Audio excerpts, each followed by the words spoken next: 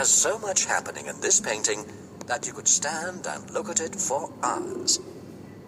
The title, Gregorian Mass, refers to the main subject of the painting, a legend of the 6th century Pope Gregory the Great.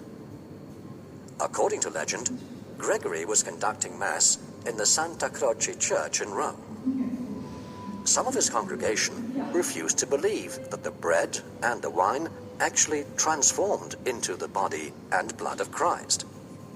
At that moment, Christ himself appeared on the altar. Dressed only in his loincloth, he stood in his grave, bleeding from all his wounds. Blood streamed forth from the wound in his side into the chalice. Pope Gregory promised the repentant congregation an indulgence of 14,000 years. That meant that these years were subtracted from the time their souls had to do penance in purgatory after their death.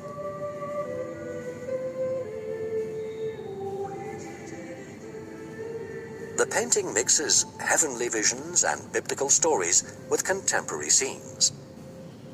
To the side of the altar, purgatory is depicted as a monstrous maw in which a soul begs forgiveness.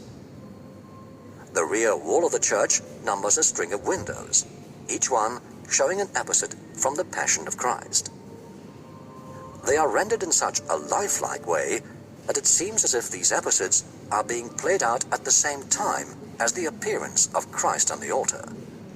Depicted before the altar are not only contemporary saints, but also 3 church fathers from the 4th and 5th centuries.